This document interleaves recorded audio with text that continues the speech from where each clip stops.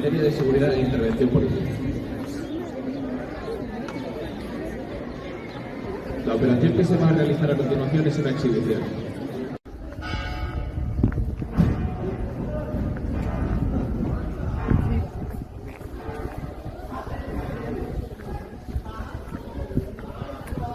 Des oignons rouges.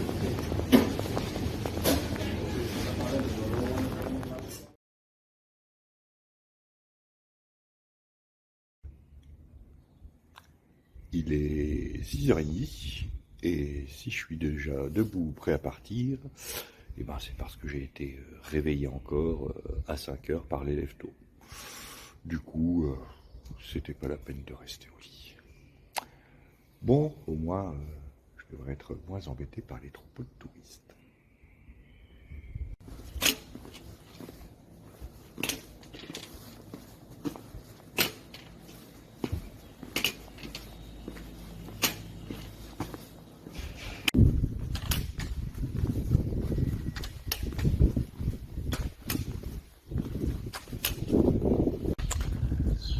Allez, c'est parti pour 23 km jusqu'à Bellorado. Et là, ce matin, à cette heure-là, il caille.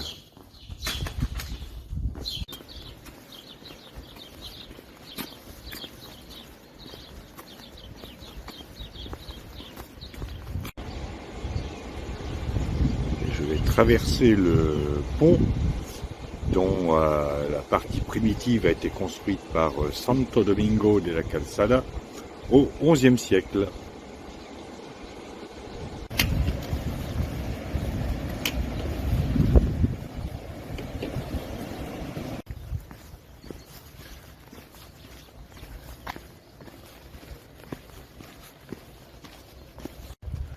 Bon, et au moins, je quitte la route rapidement, c'est déjà ça.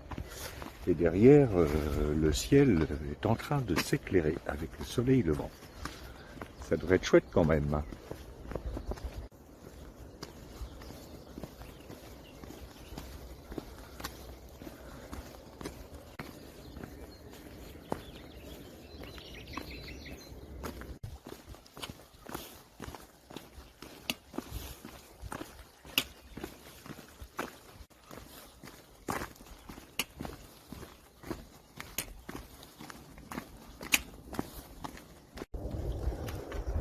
Alors aujourd'hui, je vais continuer de monter vers la Meseta et je devrais atteindre à peu près les 800 mètres d'altitude. Ça veut dire que le matin, il va faire encore plus frais.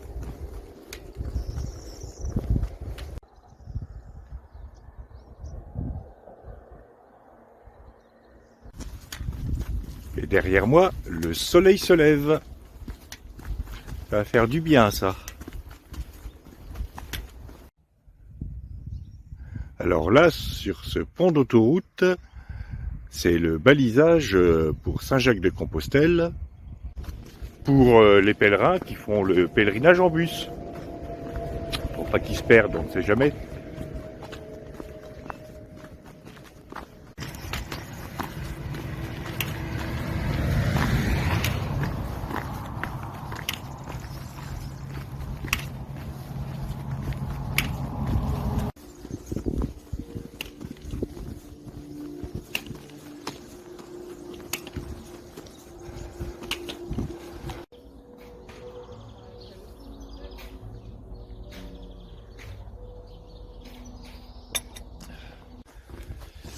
Bien, cette pause café de même pas 8 heures a fait du bien.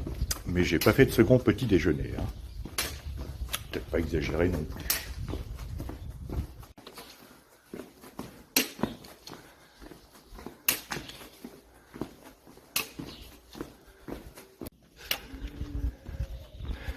Je suis en train de traverser le petit village de Gragnon.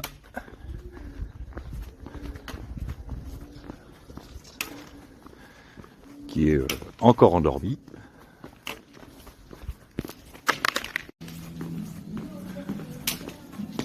Alors, boulangerie Jésus. En voilà qui a aucun problème pour multiplier les pains.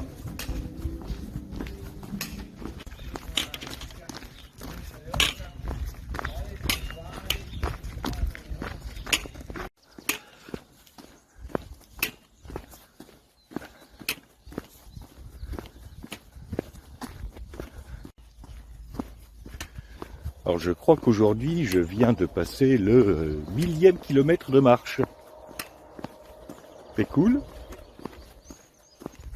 Pour l'instant les chaussures et le bonhomme tiennent. Donc on va essayer de tenir pour les quelques centaines de kilomètres qui restent.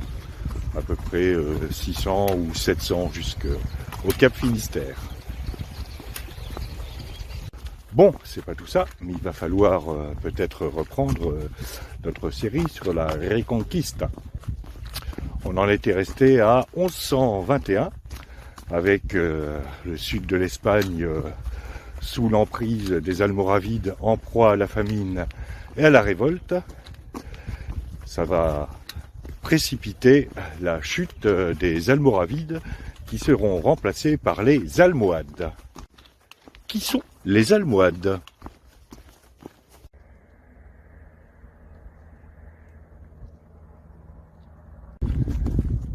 Et voilà, je quitte la Rioja pour entrer dans les provinces de Castille et Léon. Ça se voyait déjà à la disparition progressive des vignes. Et là devant moi, c'est un couple qui doit faire le chemin avec un bébé dans la poussette. Alors j'imagine qu'ils prennent des albergues un peu plus calmes que celles que je fréquente, ce qui n'est pas plus mal quand on a un bébé. En tout cas, ils ont du mérite. Bien, après ce passage de frontière, j'en reviens avec mes almohades. Donc, qui sont les Almohades? Ce sont des Berbères, ce ne sont pas des Arabes. Le fondateur du mouvement des Almohades s'appelait Ibn Toumert, originaire du Haut-Atlas marocain. Des chefs rebelles firent appel aux Almohades pour chasser les Almoravides. Les Almohades finirent par conquérir tout le Maroc et tout Al-Andalus. Ibn Toumert entame une révolution puritaine en réaction aux Almoravides et prône l'application d'un islam extrêmement rigoriste. C'était un peu le taliban de son époque.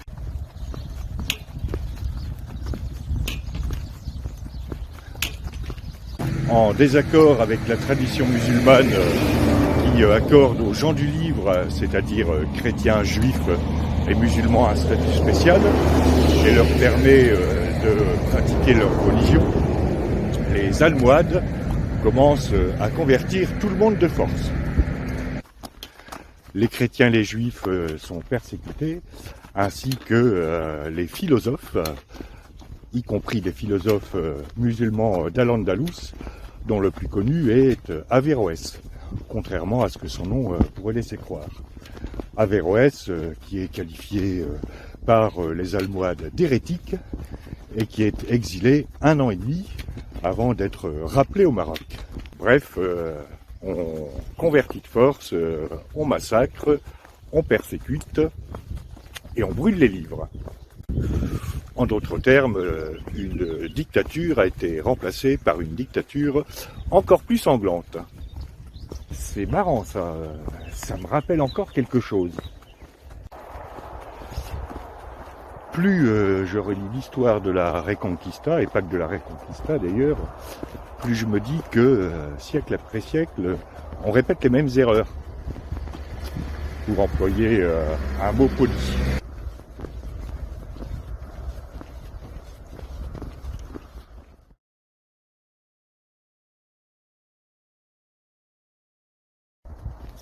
Je me demande ce que BHL aurait fait s'il avait été à cette époque. Il aurait dit allez, faut virer les Almoravides, moi je connais un prédicateur qui est super, on va faire venir les Almohades.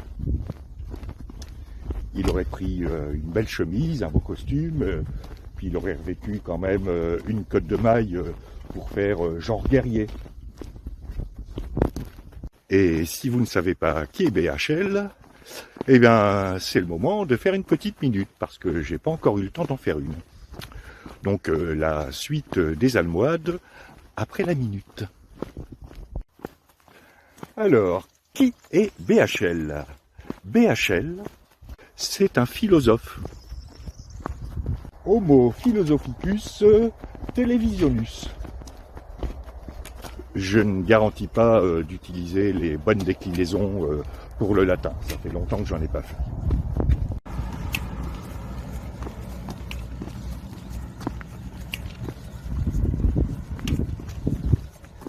La caractéristique des philosophes type BHL, c'est d'avoir des certitudes, surtout,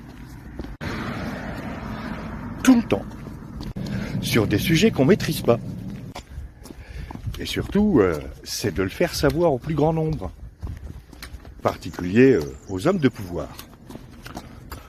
D'où les salons mondains et les liens avec les grands médias. Mais pour ça, il faut avoir un look qui en jette.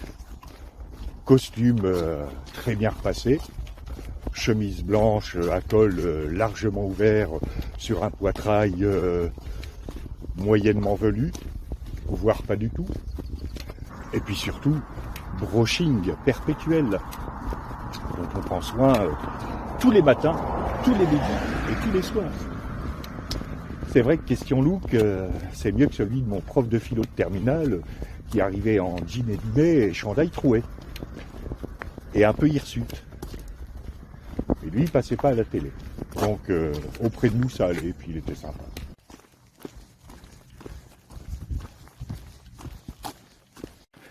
Une fois que ces conditions sont réunies, le philosophe peut réfléchir. Enfin, pas trop longtemps, parce que quand on réfléchit trop longtemps, ça émousse un peu les certitudes. Donc il peut réfléchir à la manière dont il va diffuser ses certitudes et surtout les faire appliquer par les hommes de pouvoir. Parce qu'être philosophe, c'est bien, mais laisser des traces dans l'histoire, c'est quand même mieux. Alors pourquoi je parle de BHL en parlant des almoravides et des almohades? C'est tout simplement parce que BHL, à grand renfort de plateau télé et de visites dans les différents cercles du pouvoir, a dit un jour, il y a de cela quelques années, il faut virer Kadhafi de Libye. Bon, en soi, Kadhafi, c'était un sacré enfoiré. Il a bien mérité son sort. Ceci étant dit, virer Kadhafi, c'est une chose, mais ne pas penser aux conséquences et surtout avoir une méconnaissance des différents rapports de force dans les tribus sahariennes que Kadhafi arrivait peu ou prou à maîtriser, et surtout laisser de côté la montée d'un certain intégrisme dans la zone sahélienne, eh ben c'était se diriger tout droit vers les erreurs. Mais qu'importe de réfléchir aux erreurs que l'on risque de commettre, tant qu'on s'érige en défenseur de la veuve et de l'orphelin, même si la dite veuve et le dit orphelin risquent de pâtir de ces conneries après. Voilà, j'ai dit le mot, mais il fallait que je le dise, il fallait que ça sorte.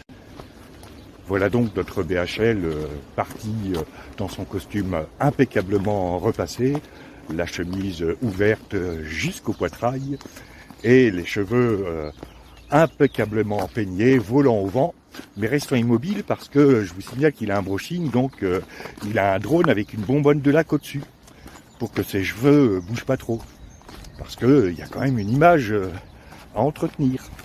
Une fois Kadhafi éjecté au grand bonheur de notre philosophe en chemise blanche, on sait ce qu'il en est advenu de la stabilité de toute la ceinture subsaharienne et des conséquences sur la population. Mais bon, le philosophe était déjà passé à autre chose. Si jamais vous tapez BHL philosophe sur un moteur de recherche et vous cherchez des images, vous trouverez tout de suite le costume, la chemise, le brushing, et quelquefois quand même un gilet pare-balles. Et puis je l'ai même vu accroupi derrière un mur pour se protéger des balles qui venaient de derrière le mur. mais derrière le mur, il y avait une avenue où les gens se promenaient tranquillement. Faut bien paraître guerrier quand même et aventurier. Je me demande ce que ça donnerait une photo de BHL en train de faire le chemin de Saint-Jacques-de-Compostelle. Ah, le costume, les mocassins, la chemise blanche, ouverte jusqu'au poitrail, le brushing, puis quand même un petit sac à dos tout neuf. Et puis surtout la coquille achetée dans un magasin de souvenirs de Saint-Jean-Pied-de-Port. C'est important ça, la coquille. Et puis question logistique, pas un bus, hein, parce que non, il faut respecter un certain standing. Un 4x4 Mercedes. Ouais, pour aller d'étape en étape. Les photos, c'est juste 2 km avant l'étape. Et puis surtout les gros titres. J'ai fait le chemin de Saint-Jacques-de-Compostelle. Voici les réflexions philosophiques que j'en ai tirées. Ah, ça fait du bien de parler de BHL. Il manquait à mon bestiaire, celui-là. Voilà, c'était la minute BHL de cette étape.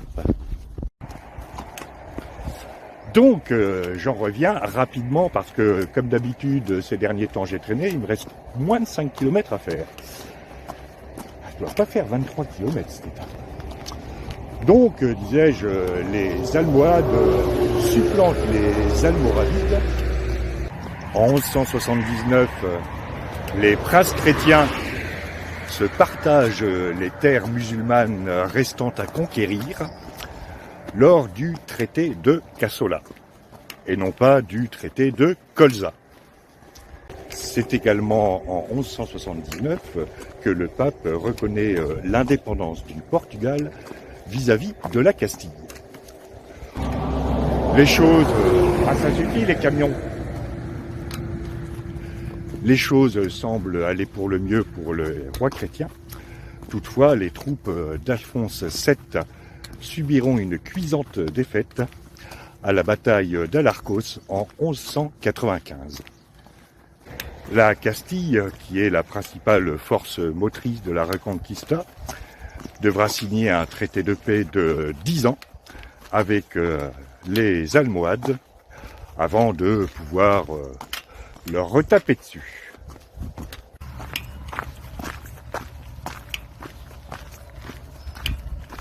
Et bien évidemment, pendant ces 10 ans, l'Empire almohade consolidera ses défenses dans Al-Andalus.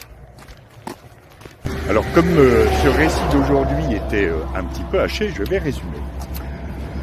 Les Almoravides sont en proie en 1121 à la famine et aux révoltes dans les différentes villes. Les princes chrétiens en profitent pour avancer et les Almohades en profitent pour prendre le pouvoir, aidés en cela par certains princes rebelles et BHL. Les Almohades conquièrent tout le nord du Maghreb et Al-Andalus et stoppent les Castillans en 1195. Un traité de paix de 10 ans est signé, ce qui permet aux Almohades de renforcer leur position et aux Castillans de se préparer à les défoncer de l'Almohade dans 10 ans. Nous sommes à l'orée du XIIIe siècle. XIIIe siècle que nous verrons demain. Et j'espère qu'il y aura moins de camions. Ah, devant, ça doit être ceux qui se sont levés à 5 heures du matin.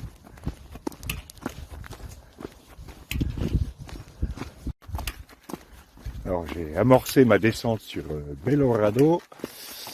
Il est 11h moins 10.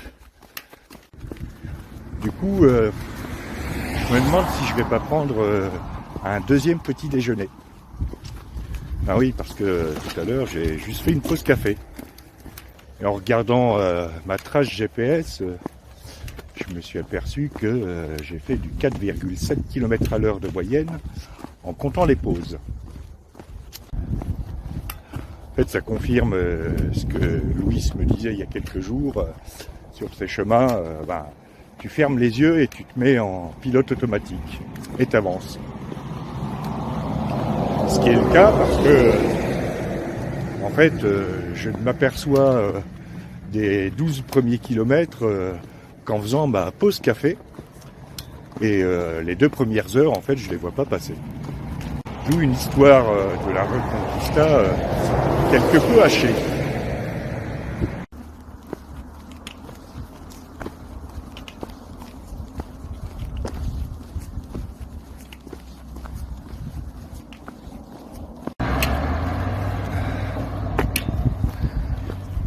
Voilà, j'arrive à Belorado.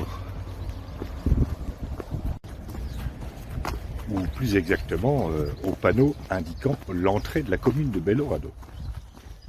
Ça veut dire qu'il me reste quelques centaines, voire 1 ou 2 kilomètres à faire pour arriver jusqu'à mon hébergement.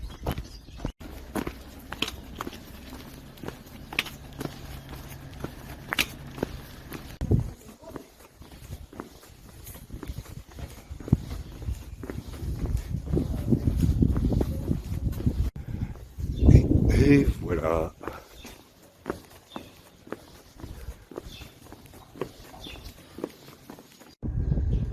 Bon, comme ça ouvre à 13h et qu'il est 11h10, et ben je vais aller prendre un deuxième petit déjeuner. Fin de cette étape de 23 km qui a été assez rapide. En plus, je suis parti tôt. Donc maintenant, j'ai plus qu'à attendre que l'albergue ouvre. Et comme ça, si tout va bien, je pourrais choisir un lit bas et pas une couchette en haut. Et du coup, comme je suis allé vite, le récit de la Reconquista a été un peu expédié aujourd'hui. Bon, j'essaierai de faire mieux demain et on abordera le XIIIe siècle. Voilà, demain, étape de 24 km jusqu'à San Juan de Ortega. Et si ça se passe comme aujourd'hui, ça devrait aller. J'essaierai de partir assez tôt aussi. Et je continuerai de monter jusqu'à un peu plus de 1100 mètres d'altitude. Et après-demain, ce sera Burgos et une journée de repos bien méritée. À demain pour de nouvelles aventures.